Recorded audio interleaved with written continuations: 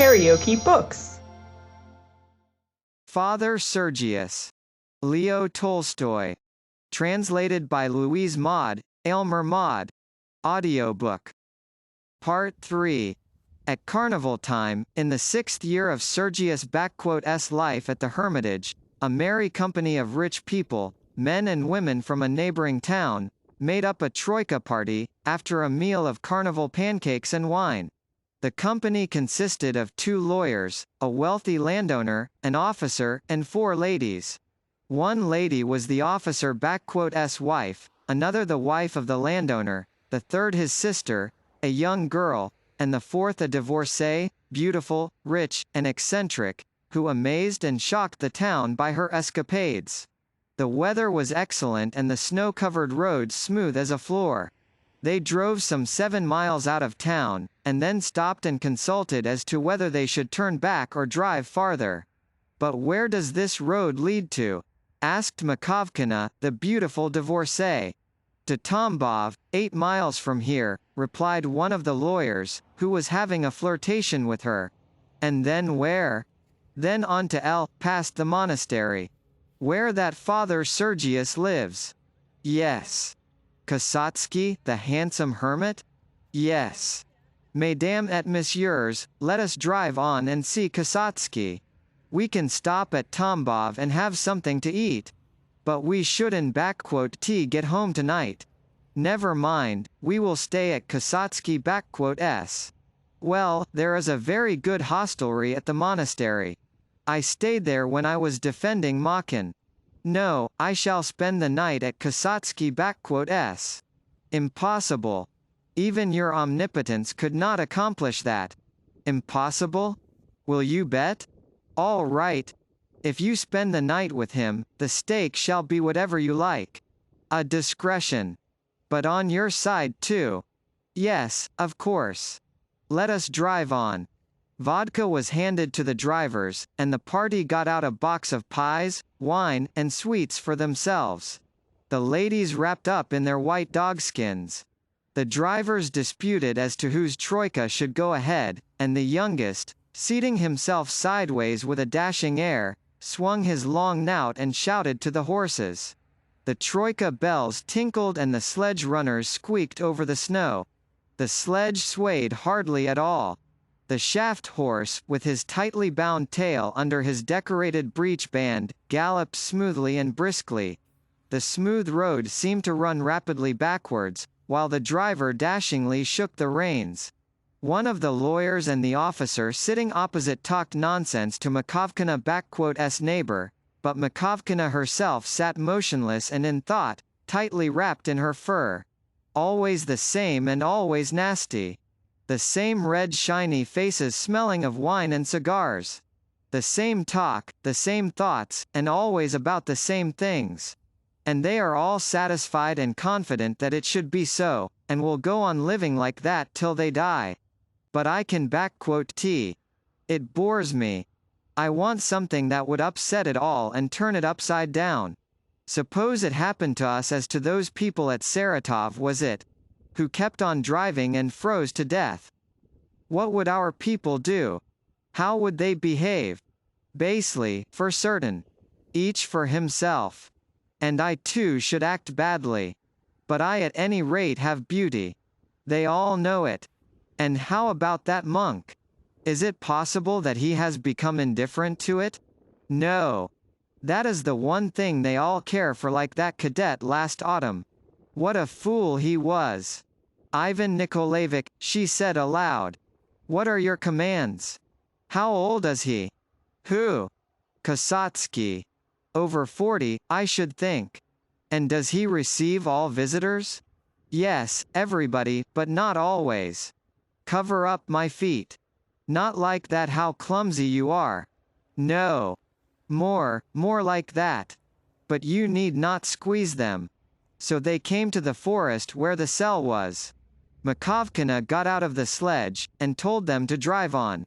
They tried to dissuade her, but she grew irritable and ordered them to go on. When the sledges had gone, she went up the path in her white dogskin coat. The lawyer got out and stopped to watch her. It was Father Sergius' sixth year as a recluse, and he was now 49. His life in solitude was hard, not on account of the fasts and the prayers, they were no hardship to him, but on account of an inner conflict he had not at all anticipated. The sources of that conflict were two: doubts, and the lust of the flesh. And these two enemies always appeared together. It seemed to him that they were two foes, but in reality they were one and the same. As soon as doubt was gone, so was the lustful desire. But thinking them to be two different fiends, he fought them separately. "O my God, thought he, why dost thou not grant me faith?" There is lust, of course. Even the saints had to fight that, Saint Anthony and others. But they had faith, while I have moments, hours, and days, when it is absent. Why does the whole world, with all its delights, exist if it is sinful and must be renounced? Why hast thou created this temptation? Temptation? Is it not rather a temptation that I wish to abandon all the joys of earth and prepare something for myself there where perhaps there is nothing? And he became horrified and filled with disgust at himself. Vile creature! And it is you who wish to become a saint. He upbraided himself, and he began to pray. But as soon as he started to pray, he saw himself vividly as he had been at the monastery, in a majestic post in biretta and mantle, and he shook his head.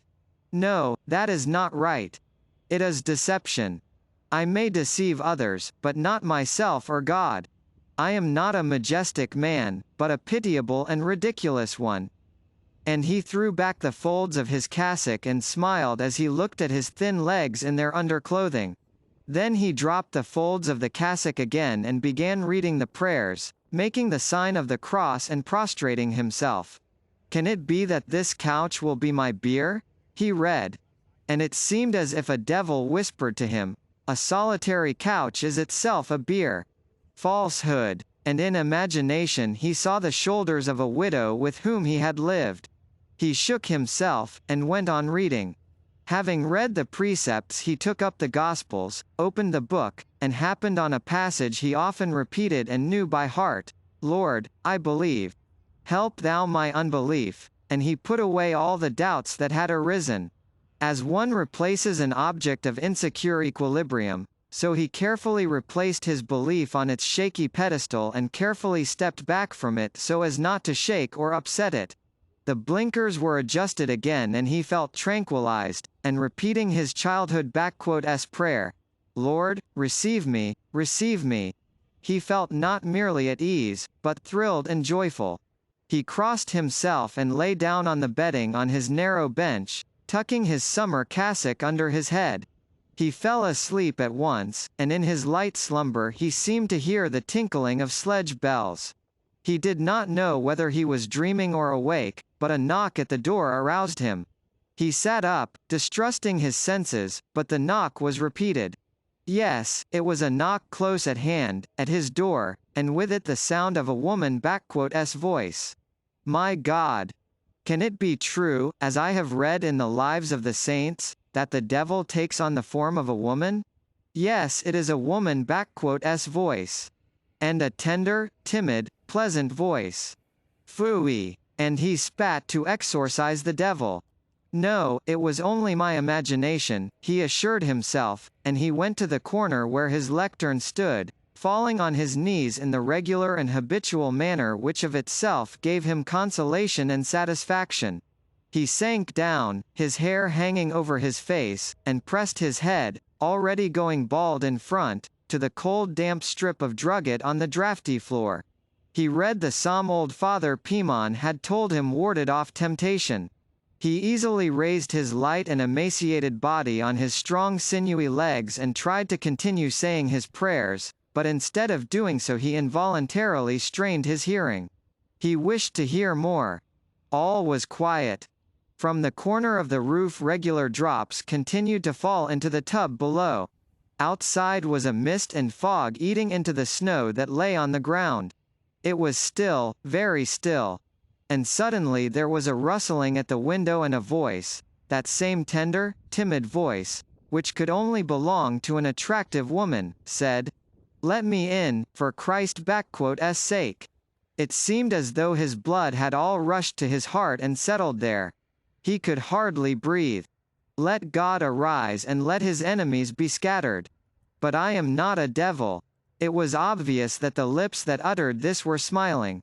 I am not a devil, but only a sinful woman who has lost her way, not figuratively but literally.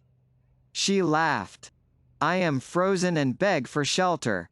He pressed his face to the window, but the little icon lamp was reflected by it and shone on the whole pane. He put his hands to both sides of his face and peered between them. Fog, mist, a tree, and, just opposite him, she herself. Yes, there, a few inches from him, was the sweet, kindly frightened face of a woman in a cap and a coat of long white fur, leaning towards him. Their eyes met with instant recognition. Not that they had ever known one another, they had never met before, but by the look they exchanged and he particularly, felt that they knew and understood one another. After that glance, to imagine her to be a devil and not a simple, kindly, sweet, timid woman, was impossible. Who are you? Why have you come? He asked. Do please open the door. She replied, with capricious authority. I am frozen. I tell you I have lost my way. But I am a monk, a hermit. Oh, do please open the door, or do you wish me to freeze under your window while you say your prayers? But how have you? I shan t eat you. For God s sake let me in. I am quite frozen. She really did feel afraid, and said this in an almost tearful voice. He stepped back from the window and looked at an icon of the Savior in his crown of thorns. Lord, help me. Lord, help me, he exclaimed, crossing himself and bowing low. Then he went to the door, and opening it into the tiny porch, felt for the hook that fastened the outer door and began to lift it. He heard steps outside.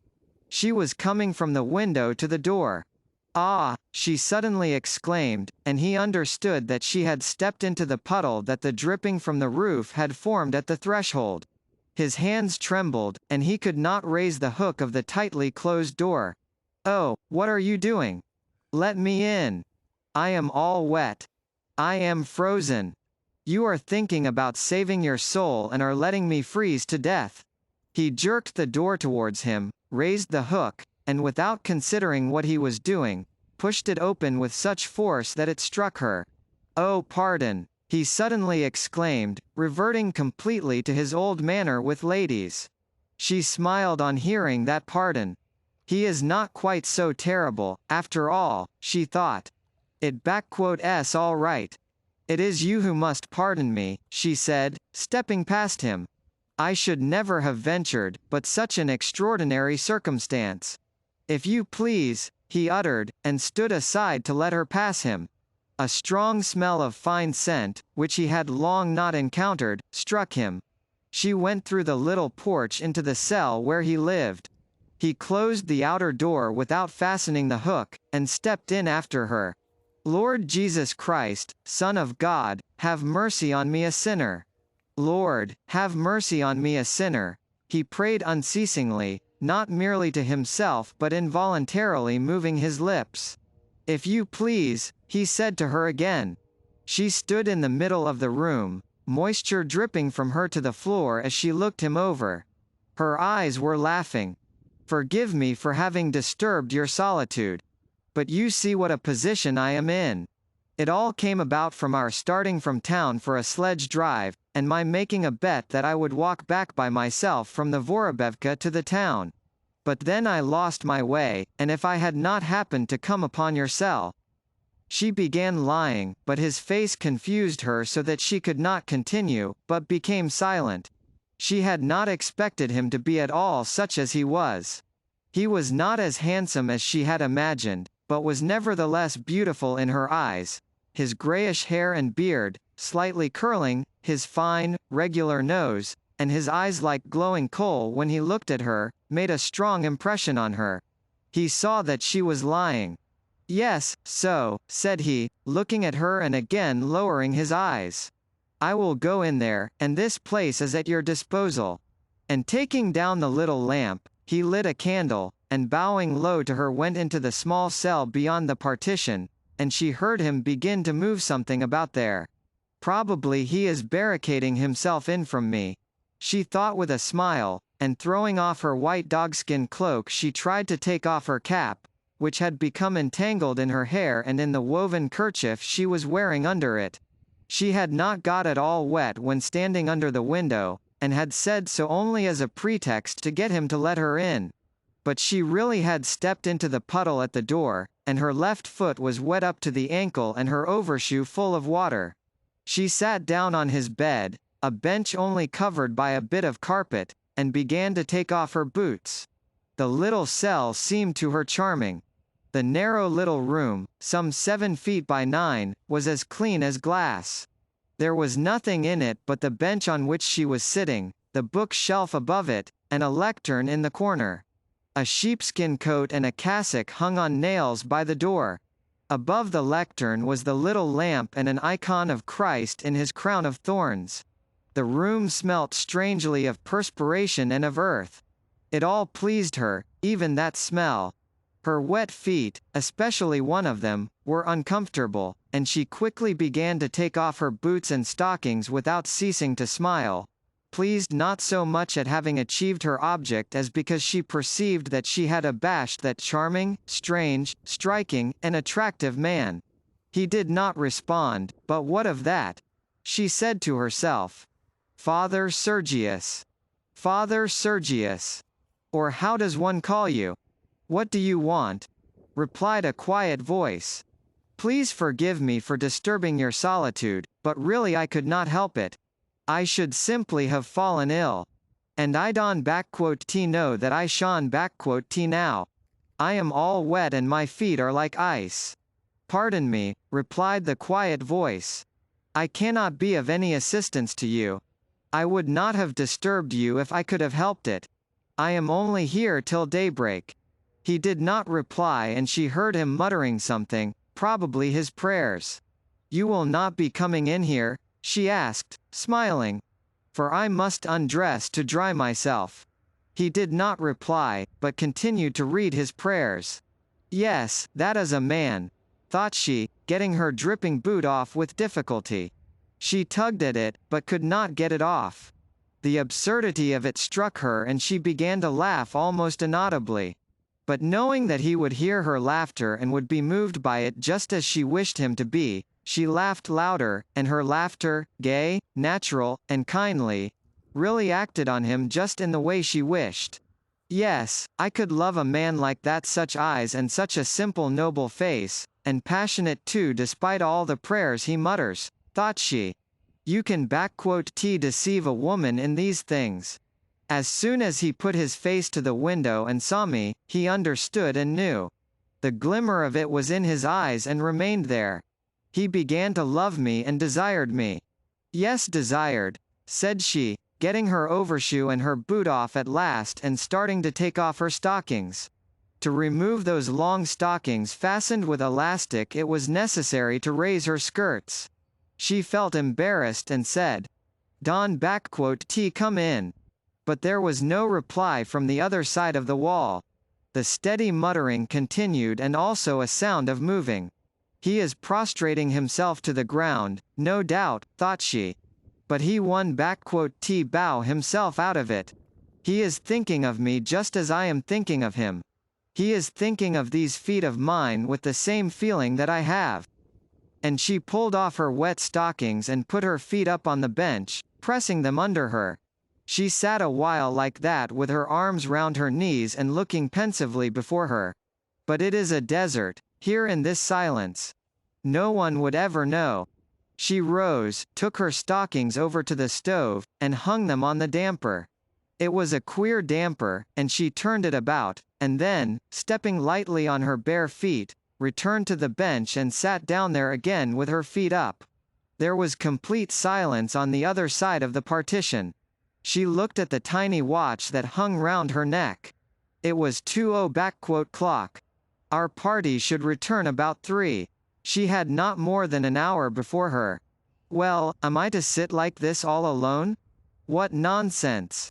I don't want to. I will call him at once. Father Sergius, Father Sergius. Sergei Dmitrich. Prince Kosatsky. Beyond the partition all was silent. Listen. This is cruel.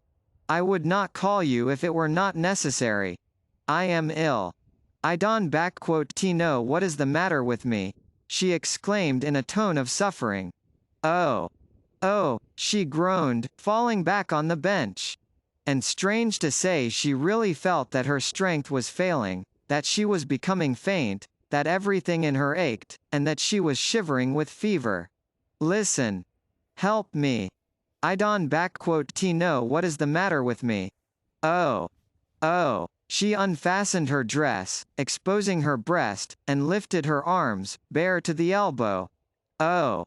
Oh. All this time he stood on the other side of the partition and prayed. Having finished all the evening prayers, he now stood motionless, his eyes looking at the end of his nose, and mentally repeated with all his soul, Lord Jesus Christ, Son of God, have mercy upon me. But he had heard everything. He had heard how the silk rustled when she took off her dress, how she stepped with bare feet on the floor, and had heard how she rubbed her feet with her hand. He felt his own weakness, and that he might be lost at any moment.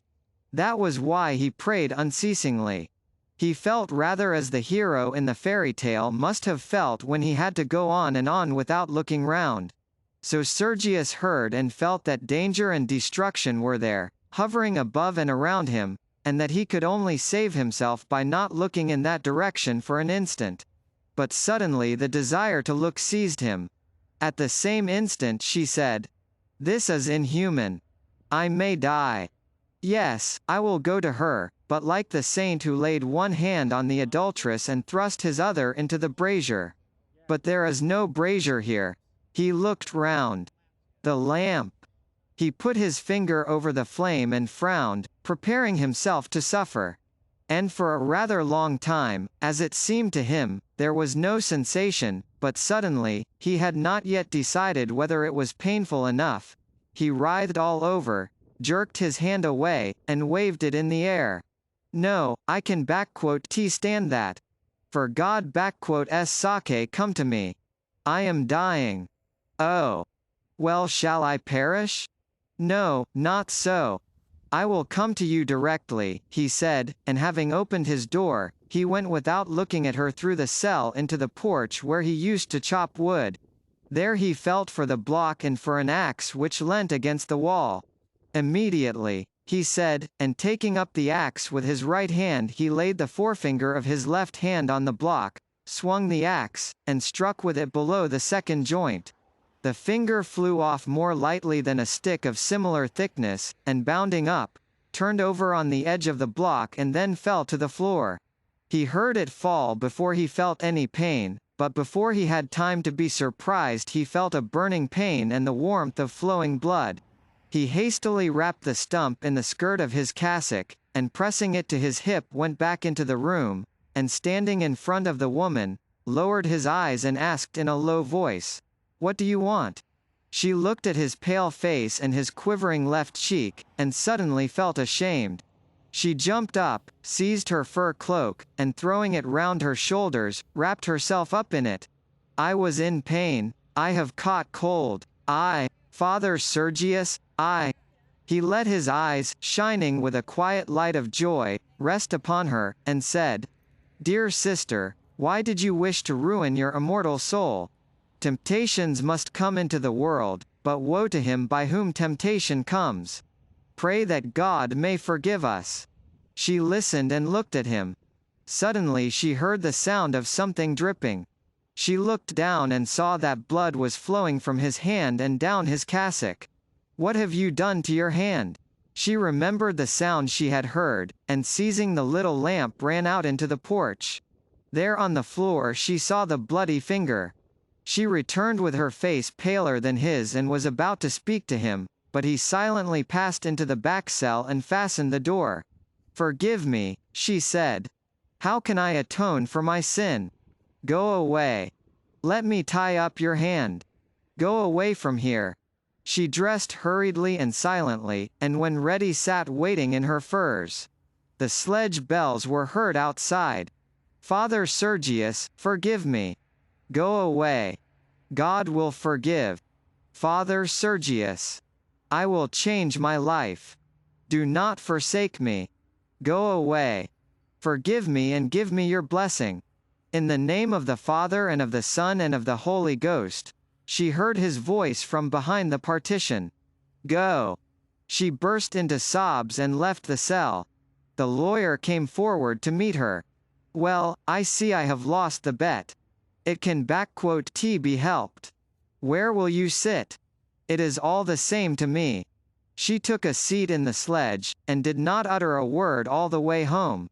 A year later she entered a convent as a novice, and lived a strict life under the direction of the hermit Arseny, who wrote letters to her at long intervals.